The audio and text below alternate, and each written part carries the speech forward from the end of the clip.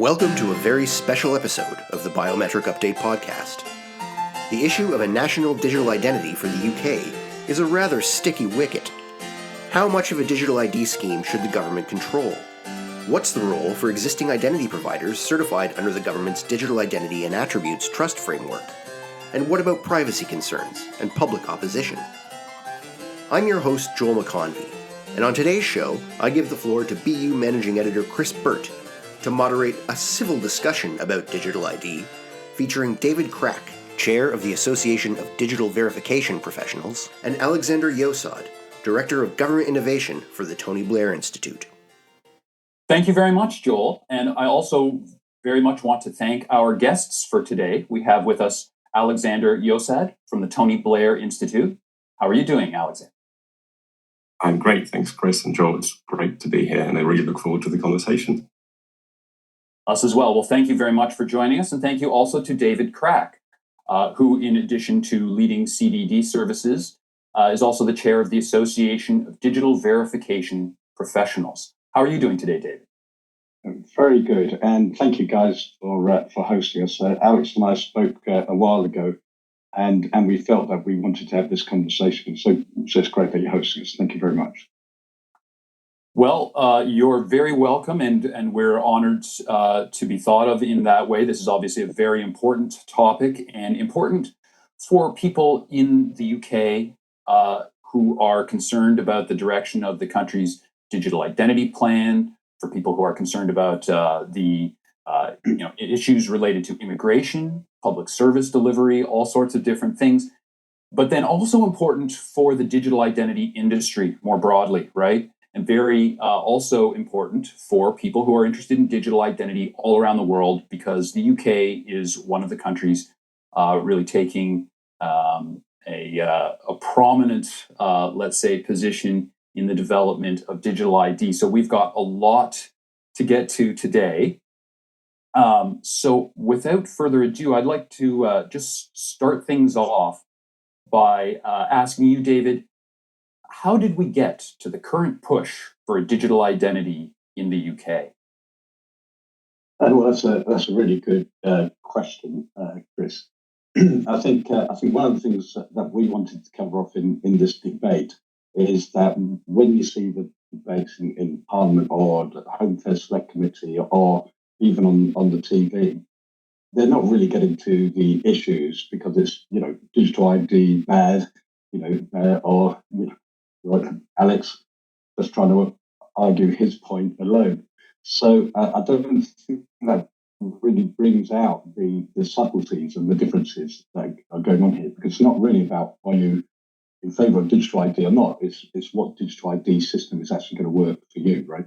So we always have an expression in the ADVP, which is a Peter Ustinov expression, which is that doubts unite us and certainty divides us. So if we can get to understand each other's positions a bit better, then we might be able to find a way forward.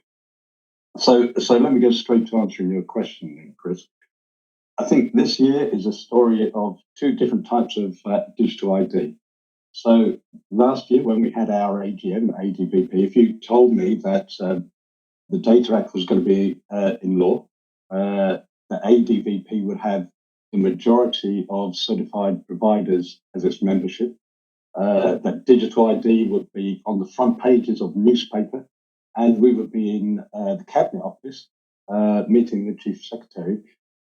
I wouldn't have believed you. It would have been too much to happen. But here we are.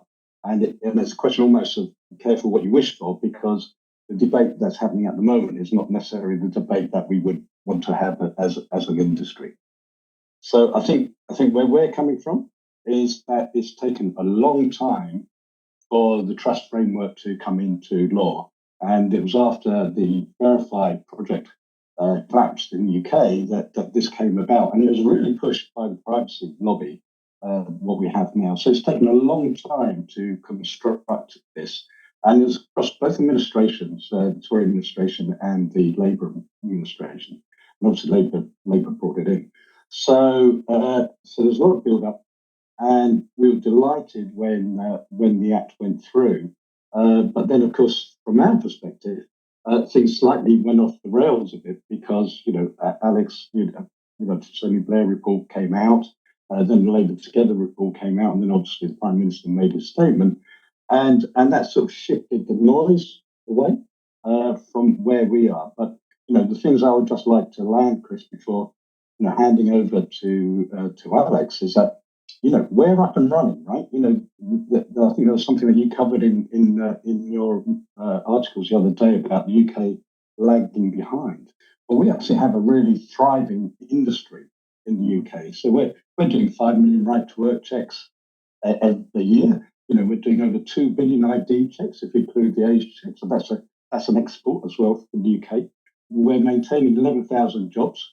Right, and we've attracted £500 million worth of investment into the UK and growing. So, we are a thriving industry, and one of the issues is that there's been no debate about that. There's been no spotlight on that, and that's probably our frustration, and that's what we can flash out here, really.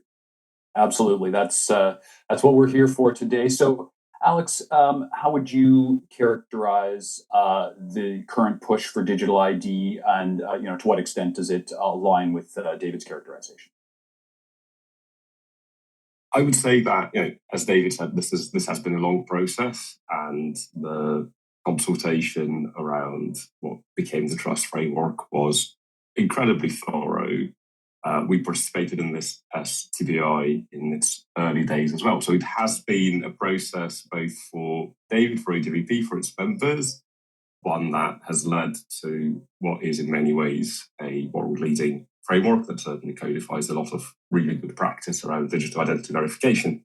For TBI, for as long as I have been here, which is almost 5 years now, and since before I joined, we have been strong advocates for digital ID as a way to improve public services, as a way to address different challenges that citizens face in dealing with the state, the citizens face in dealing with each other occasionally, and really streamline those experiences. I think, as David has alluded, there are many ways in which our positions are actually very similar. Now, in the UK specifically, and on this latest development of a national state-provided digital ID scheme, I would characterize this journey as something that has developed alongside the trust framework, that has developed alongside our industry in this space, where there have always been different building blocks of a digital identity system in place with varying degrees of success across the UK government. More broadly, if we think about digital government in the UK, it was a leader in the first half of the 2010s. It has arguably fallen behind in many ways. And one of the ways where it has fallen behind is this idea of a state-provided digital ID, where other countries have been able to build systems that we do not have. But what we do have is almost a kind of quite fragmented system that, if joined up in the right way, does amount to a digital ID system. And so I would characterize this latest push in terms of the policy itself as a means of, on the one hand, joining up those dots, joining up those building blocks. And the really key question, the really key debate that I think we should be having is, how do you do that? What is that final configuration that is the right one for the UK and for the objectives of the current government? And then at the same time, there has never really been strong political backing for digital ID, particularly for digital ID as something where the state has a key role to play.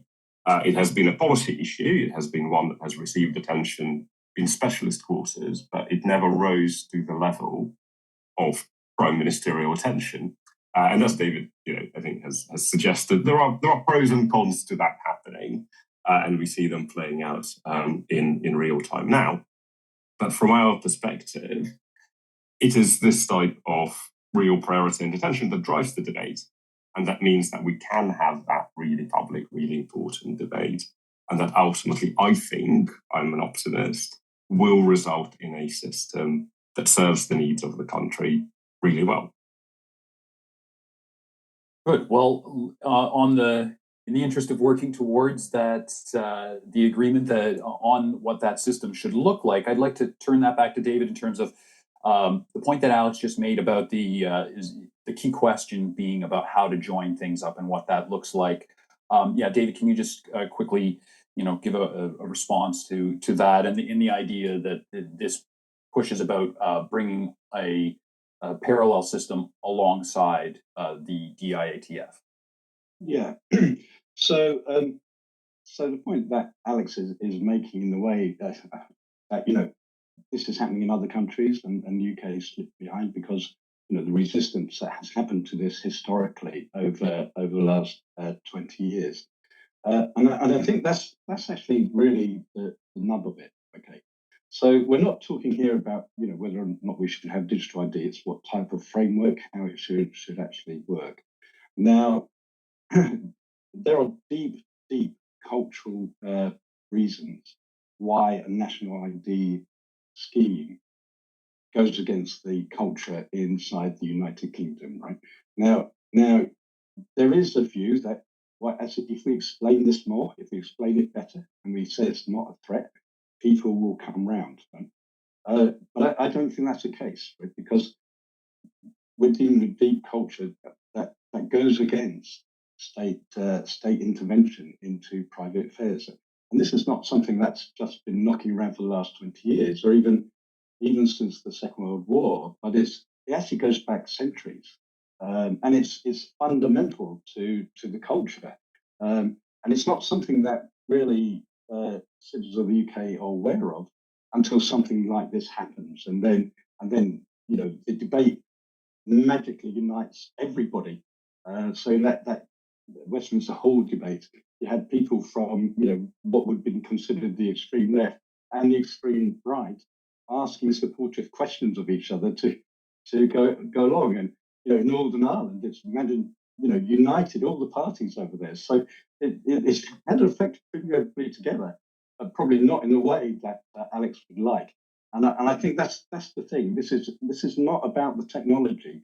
This is about the culture, and not all cultures are the same, right? Just one last point on that. In Europe, you have the civil code and the way that the law works. In the UK, we have common law, right? They both are effective systems for resolving the dispute. And depending on where you're born, you're either going to like the civil law way of doing things or you're going to like the common law way of doing things. But it's really hard to mesh the two together because they fight each other, right? And technology, law, all the same thing, right? It's structured human knowledge. It's embedded the culture. And that's what's in our trust framework. It's embedded the culture of common law, and it's embedded the values that the privacy lobby holds dear, which everybody agrees with. So when this comes in from national ID, it's not a question of explaining it. It's really quite nice. It's a fundamental challenge to the way that people think and view about this country. And Alex, how would you respond on the cultural issue? I think the cultural issue is absolutely key, and that is why the debate we are having here today with David, the debates that we are having in Parliament, the debates that we're having out in the media are all important elements of making that final decision. And actually, final is not the right word, because there should be a system that continues to iterate and be living and breathing together with society. I do think that, first of all, there tends to be in some of these debates, and you saw some of this in Parliament, you see some of this in other venues, of a conflation between a national ID of the type that you would see in Europe under the types of systems that David referred to, a national ID system, and then whether there is a digital version of this versus a digital ID debate. And the two are obviously related because the credentials that would be included as part of a digital ID system are often derived from a national ID. We do, of course, have ID documents in the UK, whether those are passports or driving licenses, and they are ultimately derived from the authority of the state for the vast majority of people, though we should recognise some people are identity challenged, and that is a barrier that they face in their everyday interactions. But we also know that there are common law countries like Australia, like Canada, different provinces in Canada, that do have systems that would certainly fall under our definition of digital ID. And a lot of the debate has focused on this mandatory, non-mandatory element in the UK, and whether it I don't think it's a matter of explanation, as David's alluded to, but I think there has been a challenge in communicating when the Prime Minister says mandatory. What does mandatory actually mean? And what we do know is that there is not a requirement to issue a digital ID document to every person who is in the UK and for them to carry it around. None of those things are happening. But because there can be a lack of clarity on the uses and implementations within the current debate, often that conflation happens.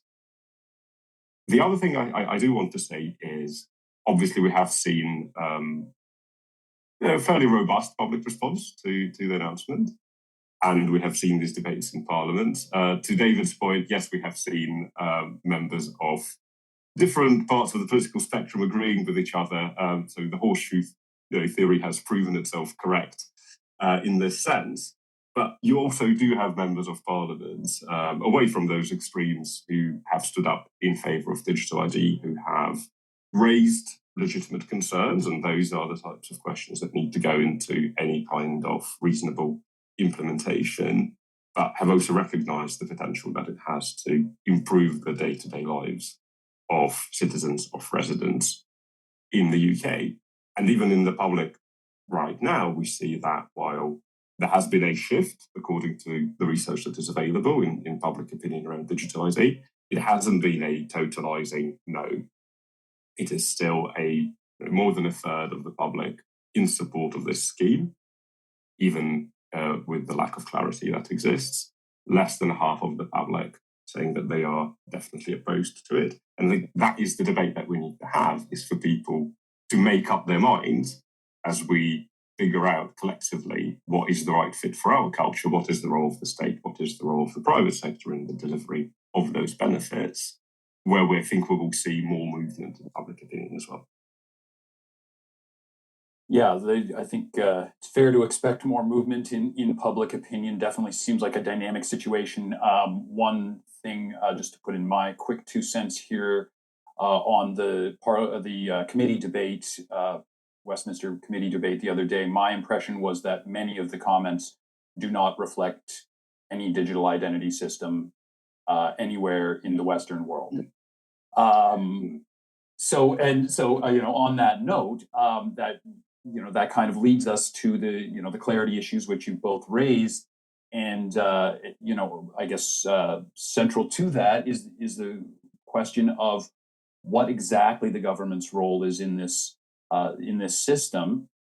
And so, Alex, I'd like to throw it back to you. Should the government be issuing a digital identity wallet? You referred to the to the credentials that are foundational for so many people and for identity more generally, I guess. But should there be digital versions? Should there be a digital wallet that those are stored in, that is issued by the state, or that the state is taking responsibility for? How can you summarize that? Yeah. For us? And so our answer for the UK is yes. That's the simple answer. To go a little bit more into detail, and I recognise that this is likely where the most interesting disagreement with David is going to happen. I like to think of digital ID, not just digital identity, but digital ID, in terms of three main use cases. It's proving that you are who you say you are, and that is the identity verification element. It's proving that certain things about you are true based on information that we might already hold, and that is the issuance of credentials. And then the third element is accessing services. Again, this is in the context of the public sector for the purposes of this conversation. Accessing services on the basis of you being who you say you are, and those things about you being true. And that is, for us, where the greatest promise and potential of digital ID for the state comes in. We're not a country that lacks any form of identity, and therefore, where digital ID does solve this problem for other countries around the world, that is not the problem that is key to solve. We do have significant frictions around proving certain things about ourselves, but that is where different wallet models do come in to support that particular use case. Where we do have a genuine problem is with the model of interaction between the government and citizen, and the ability to shift to a model of public service delivery that is personalized, because we have information that allows us to personalize delivery, that is preventative, which means that we can reach out to people at the right time when they need the service, rather than before things escalate and they have to go looking for it. That is always on, where you do have a variety of channels through which you can access services. Not all services, certainly. You'll always need a doctor to check you up physically, but some services that can be accessed remotely, and having a clear path to do that is really important. So for us, that's where the possibility lies, and this doesn't at all exclude, and I do want to be very clear on this, I think there is a little bit of a misconception here. This does not at all exclude the possibility of private wallets storing either privately issued or government issued credentials. This doesn't exclude the need, I think, for real innovation in the sector that is happening, and that needs to be supported. But there is, in our view, a really strong case to be made for the state to play a role in this space, just as it does in so many other countries. Great, thank you, Alex. So, David, Alex is describing a system in which the public sector and the private sector are both playing a role, but I suspect that your vision is a little bit different. So can you elucidate that for us, please? Well, I'm not sure if it's different in the sense that what Alex said in terms of what the benefits of a digital ID are and how it could actually be used. I think that's our main argument, right? The argument isn't about digital ID, right? So we just need to put that to one side. The argument is about a national ID card that is mandatory in certain uses and can be made mandatory in certain uses. And that's the debate that's poisoned the well, right? So we can agree with what Alex is saying about the use cases around digital ID. There is a debate around how the government competes in the market. We can come on to that later. But the issue isn't digital ID. It's a national ID that's mandatory. That's the issue, right? That's the issue. Now the reason why that's important is because of the FASTL it's actually generated, and as I say, that prevents progress. That prevents a debate on how we actually go about things. So the question isn't really whether you're going to be persuading people around national ID. It's actually how much political capital is the government going to burn before it does the U-turn, right? Because it will do a U-turn here. It hasn't got a choice, right? So let's run through the scenarios. So they've got to go through a consultation. That's going to take, 6 months, 8 months? Then they've got to go through a legislative process. So they might be able to put this onto the statute books just before the general election. So, and let's say they can get it through Parliament, and let's say they can get to that stage. So now you've got a Labour government going into that against reform, right? And reform's main strongest part is immigration, right? And reform is not going to be supporting a national ID card. Their campaign slogan will set the people free, as it was in 1951 when the Tories abolished the national ID scheme there. They're going to be campaigning on that stage. So, we had the debate elsewhere, actually, about Parliament being sovereign and being able to decide things, because Parliament is not absolute. The government has to answer to the people. And, at some point, this will fail, right? Because it's not popular. It's not going to work on the immigration in the way it says. And there's a lot of political capital to be burned there, right? What I think we should be doing is not talking about whether you have a national ID or mandatory or not. But actually what we should be talking about is how do you achieve the outcomes? How do you achieve the outcomes and the benefits of digital ID that increases adoption amongst the public, doesn't cost a fortune, and can actually be done quickly? If we move the debate around, let's think about this practically. How can we do this quickly? What's the quickest way, the route to market? It's not doing a consultation or doing new legislation. That's for the birds, right? We're ready to roll, right? We can roll this stuff out now, or we are rolling it out now, but we can expand it and scale it in ways that would actually exceed the government's expectations, allow them to deliver that transformation in public services without the friction. And they can actually become heroes in this because it's not just about ID; it's also about personal data sovereignty, being able to control your own data, get your data back from those big American companies or big government, whatever it's going to be, and you can move your data around older service providers. There's a huge positive argument that we've had massive popular support. We know it had popular support because we've had consultations since 2019 that have gone in favour of this trust framework. So if you look at it politically, why would you go down the hardest route where you're going to burn your political capital, where it's going to cost in the next election, when you have the easy win? It's your policy, the Labour government's policy. It's an easy win, and everybody likes it. Why don't you just do it?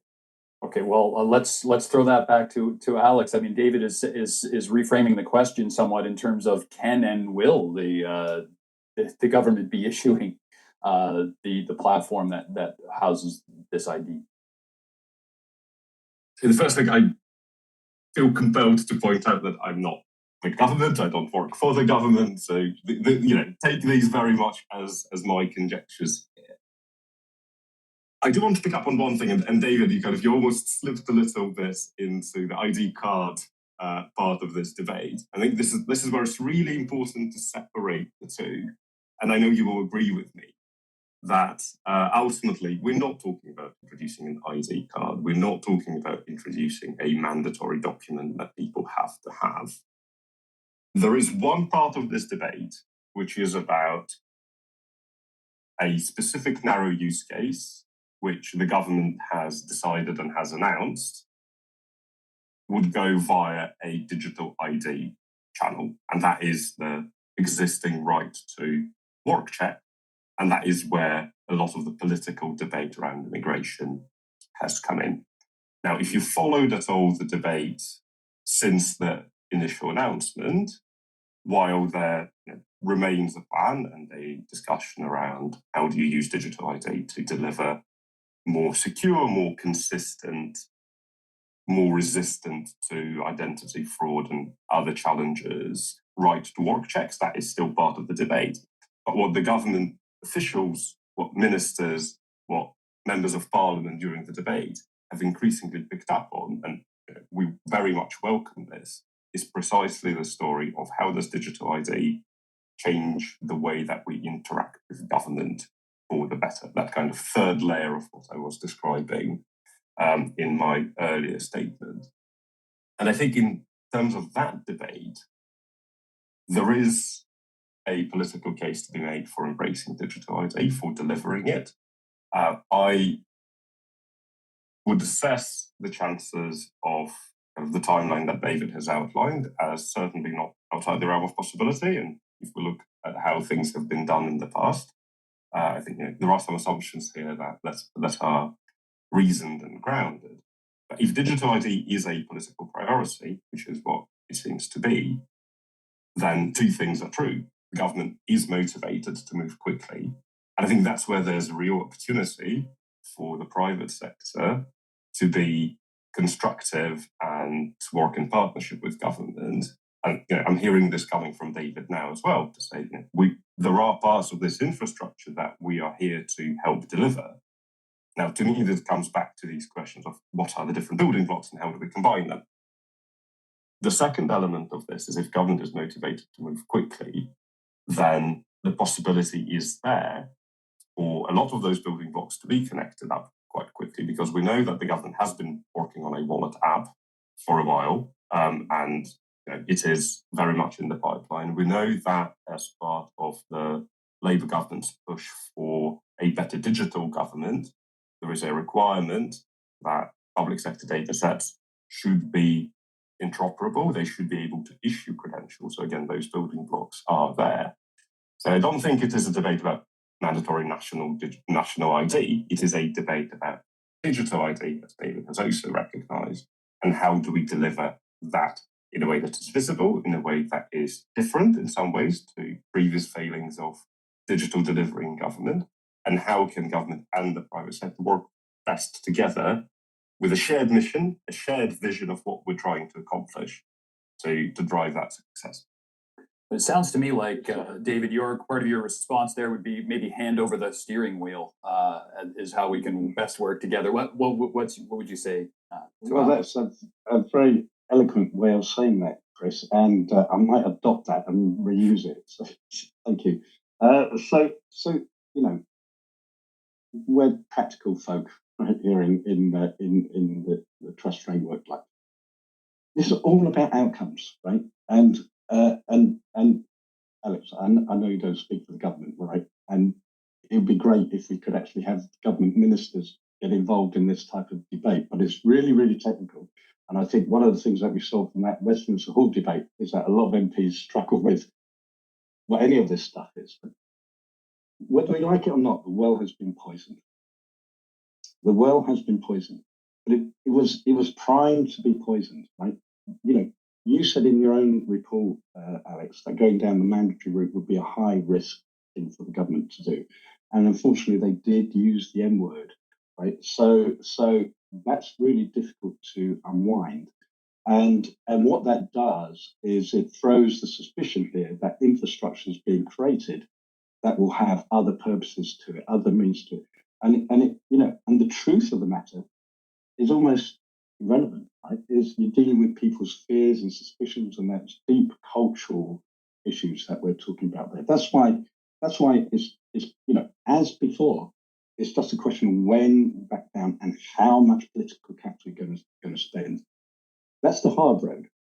The easy road, the low-hanging fruit, is to become heroes, right? And to enable the private sector to innovate and government regulate, so it can set the objectives and it can regulate. So let's just zoom into what that means around the right to work stuff, right? Because, you know, one of the things before you can change anything, you know, so you have to understand it, right? And one of the things that has been repeatedly said in this debate, right, is employers have to do a right to work check. It's mandatory that employers have to do a right to work check.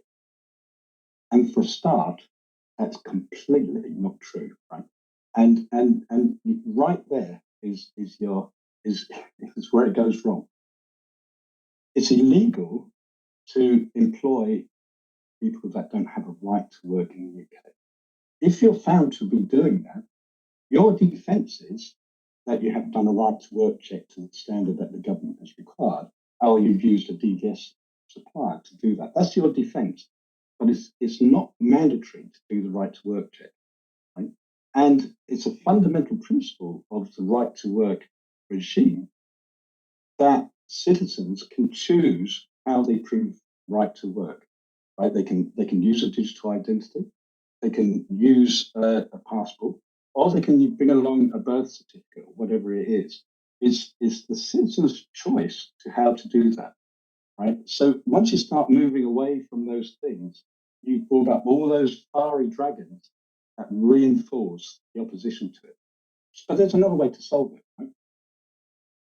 We do 5 million right to work checks. We know where the problems are. Any employer, right? I was talking to a major temporary recruitment agency who are pulling their hair out, right, because they can see where the problems are in the right to work regime. So I'm not going to go into detail here for obvious reasons, but it's obvious, right? It's something that we've been calling out as ADVP for years in the Home Office, right? But it hasn't been funded within the Home Office. There's Amber Hill, there's CIFAS, there's the NSIC. There's nowhere that this goes to where people actually report it. Now, one of the benefits from the past year is that besides uniting the political opposition, it's actually got the DVS providers working together as one, saying, well, actually, how can we fix this? So we're setting up a working group, and we're going to engage with Cabinet Office on this, where we can deliver some of those controls and those benefits under the existing regime without changing legislation, simply by better reporting. Right? We can deliver that with minimal cost to the public first, very, very quickly indeed.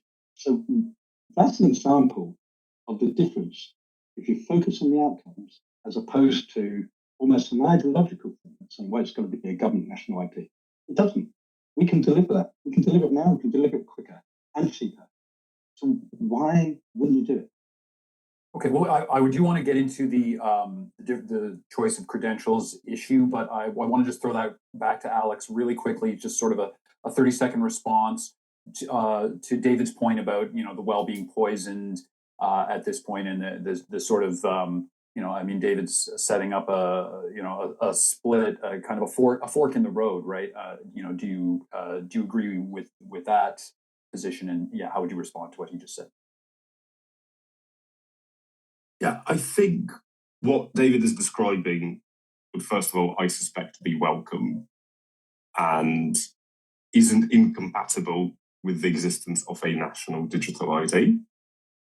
And that's where the tension is likely to arise. But on the issue of the well being poisoned, certainly we've not had the most constructive debate so far. What I have seen is that in the absence of information around some aspects of the scheme, or sometimes more accurately, the information is there, but it's maybe not being pushed out proactively enough. We have some really solid, really useful documents on government websites describing the current understanding of the scheme and what is known and what isn't known, but many people, including many MPs, haven't read those documents. What we have seen is that for a variety of reasons, people do pile in, and there are some people who are just legitimately, they don't understand what is going on. They are concerned, they are scared. We've gone through this with every digital ID scheme ever. Estonia had a very similar journey 20 years ago. It was 20 years ago, so now no one remembers that there was a big debate about these issues at the time. And at the same time, I think it is incumbent on all of us who want a digital ID to succeed in the UK to push back against those conspiracies, not to lean into them, to recognise that technical means exist to mitigate those concerns, whether it is being delivered privately or by the public sector, and that a lot of the debate does misrepresent the real technicalities of delivery. And I've seen people who should know better also lean into that narrative. And that is deeply unhelpful, because that poisons the well much further. Absolutely, and I suspect that David, you would agree with those. Oh yeah, I mean the thing is that the debate that's been generated is good in the sense that this is the debate that should be happening, right? And that's why it's so good, Chris and John, for you to host it, right? Because it's not about digital ID being bad. And the points that Alex has just made, about the privacy issues around it, are there to be had. I mean, I think I went to our office in Manchester, and this year the Tory Party conference was in Manchester, and it was easier to get into their meetings than it was the Labour Party conference. No one turned up, but I went to a meeting organised by Big Brother Watch, and Phil Booth from Moto ID was there. And I was a DVS provider there. I thought, I'll keep my head down here. I don't know where this is going, right? And David Davis was speaking and things like this. But it turned out that those guys and Moto ID were actually better advocates of the trust framework than I ever was, right? I learned so much from those guys, right? So, the difference is here, right? Is that when in that debate that you're on the House of Commons Select Committee, Alex, they were on the opposing team, right? But they're not really opposed to it. They're opposed to the national ID concept and all the other stuff around that, and it may be false fears and all that sort of thing. But that's where the position is. It's deep held, got centuries old position. It's not irrational. It's deeply set. But it was their pressure, it was their input that actually created the trust framework, and they support it, right? So it's back to my point: is that let's think of the outcomes. Let's think about our adoption here.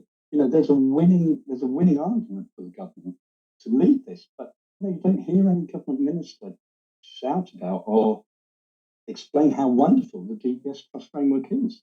And that's where we're letting ourselves down. We've got a really good news story. things that people want to do. It will transform how you can access public services and actually really generate that productivity and economic income into the UK. But we don't talk about that. We're over here talking about something that's really a distraction. But so, David, let's go to the choice of credentials then, or the choice of wallets, choice of method, really, for proving digital ID. Because I mean, it sounds to me like what you're suggesting is that there's maybe a tension, or I wonder if there's a tension between the preference for choice and a preference for not government issued, because it sounds like they've got a privacy advocacy community that is not in favor of the government being involved in the market, but at the same time, we've got this question about, what does mandatory mean and what does choice mean? If you have to do right to work checks, then how do you do them, and do you have any say in that issue? So just really quickly, because you've kind of already touched on it, but just summarize your position on that. Yeah, I won't go over the right to work thing because we've sort of covered that off a bit, really. But it's all about individual choice, right? Now, as potential, I'm going to actually argue Alex's position. So I think the government should be able to issue credentials, right? Digital passport, digital driving license, and if they wanted to have a generic digital ID for people that haven't got passports or driving license, but they want one. Then why not? Right? That's perfectly legitimate. The state is always the identity provider of last resort, right? So that's fine, but they're not the only provider. Right? They're not the only provider of identity, and that's why you've got choice. So they can issue credentials happily, right? The problem comes when you start talking about the wallet. So because that's when you begin to talk about something that's a bit more personal. Right, so I'll give you a quick example of that. Right, my wallet reminds me of my dad. It's really beat up. It was a wallet that he had to style it had. So every time I use it, it's something. Everybody will have a story as to why you use that wallet. It could be a purse. It's something that's personal to you, and it reflects your identity. Right, so your identity is a sense of self. So I can take my driving license and put it into my personal wallet, right? Where we've got stuck here in the debate around the government wallet is that, you can't do that. You've got to keep it within the government wallet. Now, if you want another wallet, you can maybe put some new credentials in there, but it won't be those credentials.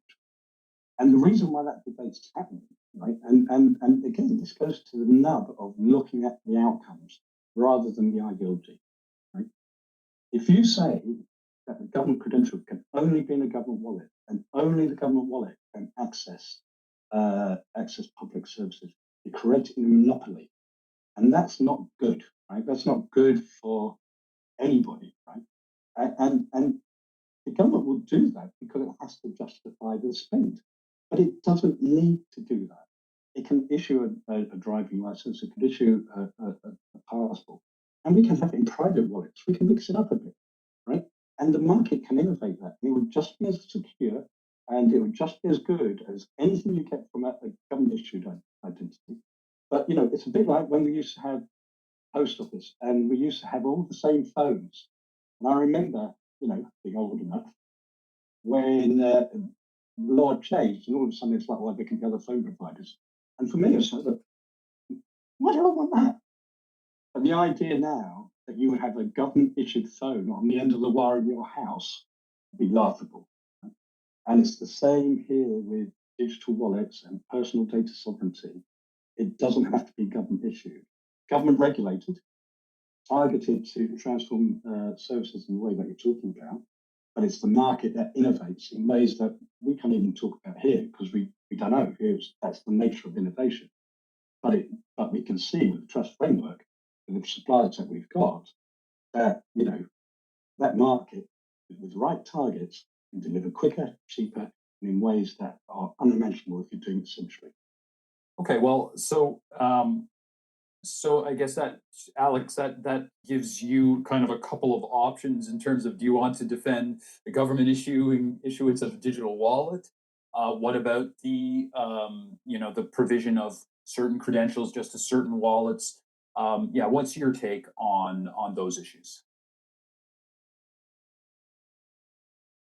I think digital ID has the potential and therefore should be oriented around providing citizens, residents, users with choice, control, and convenience. And so on the choice issue, David, I do agree with you.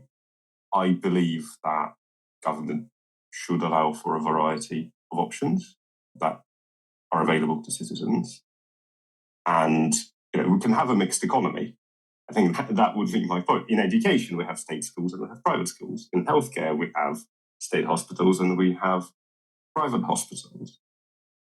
That doesn't make schools a monopoly, but it also doesn't deny the state a massive role in the provision of education. I think when it comes to this debate, this is the kind of model that we should be talking about and thinking about. When it comes to the question of innovation, and I've heard this phrase, market should innovate, government should regulate. I think I have two responses to this. One is my job title is the Director of Government Innovation, so I'm almost by definition obliged to disagree. But at the same time, I do want to say that I'm not sure, David, you want government focusing all of its efforts purely on regulation as a representative of the private sector. And I think we've seen government innovate very successfully in different spaces. I'm certainly aware of lots of examples across government today where innovation has happened. That doesn't mean that the private sector should be denied the opportunity to innovate, which is why in our report we have argued for a system that acts as a platform, that is interoperable, that would actually allow access to private sector providers to those credentials so that they can do exactly what David has described, combine them in innovative and interesting new ways. And I genuinely would love to see how that works and what are the ideas and use cases that come out of that. At the same time, for example, if we look at the transformation of public services through digital ID as one of the aspects of digital transformation in government, there is a technical possibility to actually use digital ID as a shortcut around some of the challenges we have with direct interoperability between government data sets today, where by combining a credential issued by the healthcare system and a credential issued by the tax authority, you can tell the citizen that they're eligible for a particular benefit, like child benefit, for example, if they've just had a baby. And you can do that on the wallet, right? You can do that on device. Now, for us, this is about the transformation of the state. This is about the transformation of the relationship with the citizen and the state, where the citizen is in more control. Because I don't have to go with you guys into all of the ways in which a digital ID and the wallet can put citizens in control. And let's say a government decides that a certain type of benefit is to be delivered in this manner proactively. It's not going to mandate that existing wallets in the App Store build in the functionality that means that if you've got this credentials and this credential, then the following thing happens. But a government-built wallet, which does need to be something that is available alongside others, means that they have this contour of control. They can deliver a new policy by updating their wallet app so that now, when you have these two credentials and they are combined together, a proactive service is available. And at the end of the day, it is the government that delivers most public services in this country. So I think there is a very strong argument for them to have this vehicle. And that is the political prize that is worth the investment of political capital, and that demands a very different approach to delivery than what we have sometimes seen in government. But we have also seen in government, in other cases, genuine innovation. And that should be the inspiration for us here. And that is where we should be learning lessons on what has worked and how to do that well, hand in hand with experts from the private sector. David? I'm really enjoying this. Yeah, it's a sticky wicket, Alex. I'll give you that. Right? And I feel your difficulty in arguing that, right? But if you could get all of that quickly and cheaply, why wouldn't you do it? Why wouldn't you do it, right? Sorry, Chris, but we're going to go into direct debate. Yeah. Sorry. Yeah. David, so I think this is exactly part of the challenge here, right? Is there are going to be use cases where you can, and where those use cases meet the other trade-offs that a government might face around a policy. And as you say, if you have a working group around right-to-work checks that's aware of the challenges and that can also be flexible enough to understand which outcomes specifically is government after here, what are the problems that it's trying to solve, because there will be an understanding of that in government, then I think that is a really, really high potential scenario for this type of accelerated delivery. We certainly, I've expressed this in my testimony before Parliament, I think when we talk about these types of checks, we are ultimately potentially talking about what happens on the back end in terms of the issuance of credentials and the verification of credentials, rather than the front end. Is it the wallet? Is it a passport that a citizen presents in order to prove their right to work? But when it comes to this much broader transformation of public services, which is ultimately the job of government, I wouldn't want to see the Department for Work and Pensions come to every wallet provider and say, now that this benefit is delivered proactively, you all have to build in this functionality if you want to maintain access to these credentials. I don't think that would be a good situation for anyone.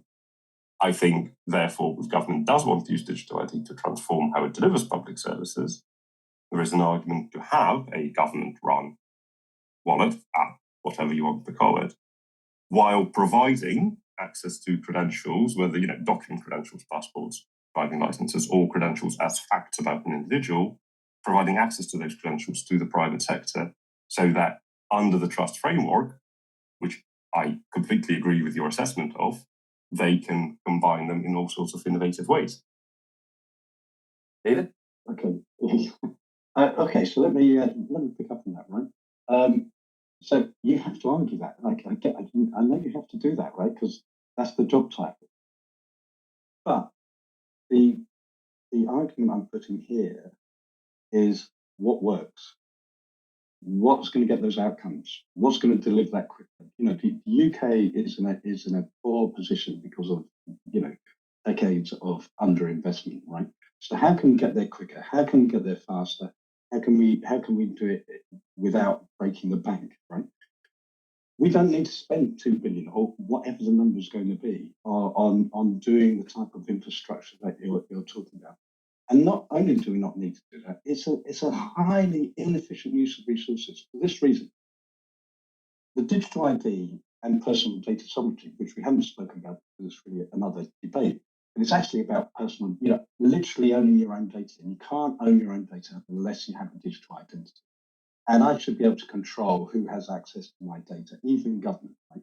It's my data, it should be my decision. That's the principle that we're really driving to underneath the trust framework. And DDS providers all play a different role in that.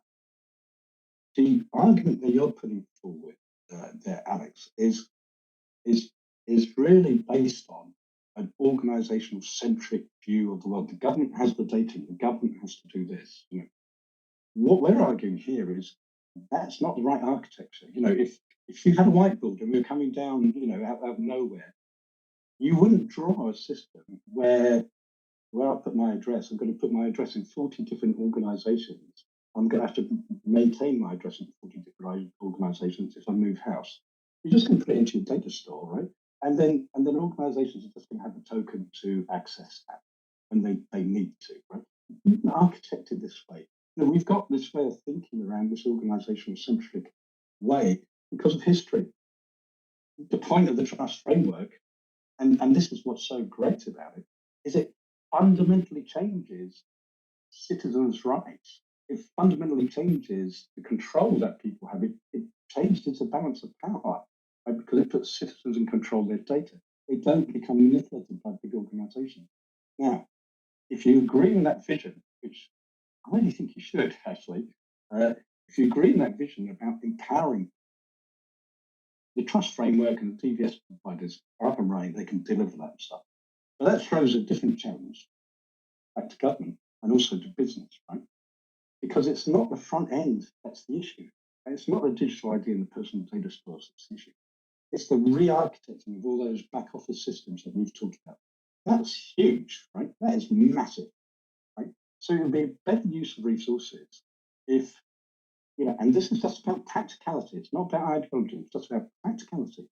You've got public support behind the trust framework. You've got an industry that's scaled up and can deliver at speed, right, and volume, right? So it's a better use of resources that, the DVS sector delivers those digital identities, delivers those personal data stores. And we work in partnership with government because it's the back office systems that are going to need fundamentally rechanging. And that's a massive job for any organisation, right? No organisation can do this. No organisation alone can actually transform Britain, digitise Britain. But we can do it in partnership. And we can do it in partnership if we focus on what works, what delivers, what's the most practical way of doing it. We can do our bit. We need government to do their bit in changing the back office systems and those public services that you're talking about, Alex. And I think if we get a bit chop bit about it and get a bit on, let's get off this national ID mandatory thing. Let's focus on those outcomes and let's focus on how we can deliver those outcomes quicker and cheaper. Right. And Alex, you get the last word. Interesting.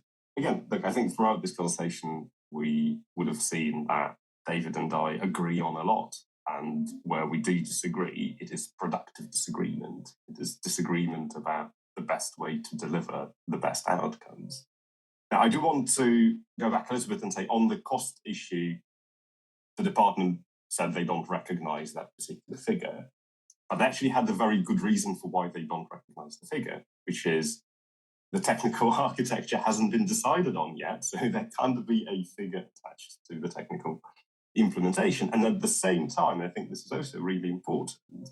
If we build this right, if we do digital delivery the way it's meant to be done, there is no need to spend that amount of money because you build iteratively, you hire people who can deliver high quality technical implementation. And so the cost doesn't go into massive external contracts. The cost goes into salaries and building internal capacity within government to drive the type of transformation that David has completely rightly identified as a necessary component of this. This is exactly what we argued for in our paper before the Prime Minister's announcement. Now, it is that back office transformation that is really, really important. And without it, a lot of what David is talking about in terms of private sector innovation will also be very, very difficult because a lot of those credentials, not all of them, but a lot of those credentials would come from government-run data sets, because the reality is government does hold some amount of data and often is the sole provider, the sole source of that information or verifying that information. And so it has to be this kind of partnership. But I think government ultimately has a real responsibility here to drive the car, alluding to some of the earlier analogies that we might have used, to drive the car, to take on not passengers, maybe mechanics, maybe co-pilots. We can think about what exactly the right metaphor and the right role is here. But it has a responsibility to its citizens to not just say, well, we underinvested into this for a decade and a half, so what can you do? But to say, no, we have neglected to invest attention, to invest political capital, to invest the necessary and reasonable, not inflated financial capital into fundamental digital infrastructure. That is what we're talking about here. And I think, again, there is a lot of overlap between our position, between David's position, I'm sure the position of many of the members of ADVP. I think government would welcome with open arms a really constructive conversation about what are the use cases where the private sector can accelerate delivery, what are the use cases where the private sector might be a source of innovation in the future, and what does the government itself need to do to get its own house and its own back office in order, but also to ultimately take on that responsibility and say, if we want this to change public services, if we want this to be the delivery mechanism for a new generation of personalised, preventative, always-on services, then we need to be doing something as well. And that is what we have argued for.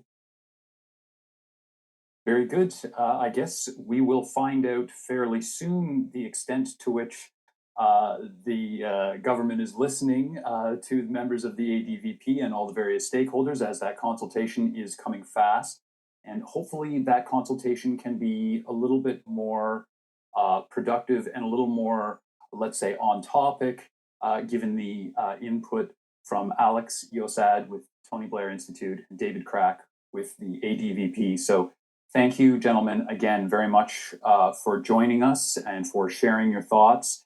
And I also feel we should acknowledge that we had some disagreement, but it was all civil. And wouldn't that be a wonderful model for the consultation as we go forward? Thanks again to our guests, David Crack and Alexander Iosad, for keeping things civil. Thanks to classical.de for the free Bach. And thanks to you for listening. The issue of digital identity in the UK will be one of the hottest topics of 2026. For all the latest news, be sure to check in regularly at www.biometricupdate.com.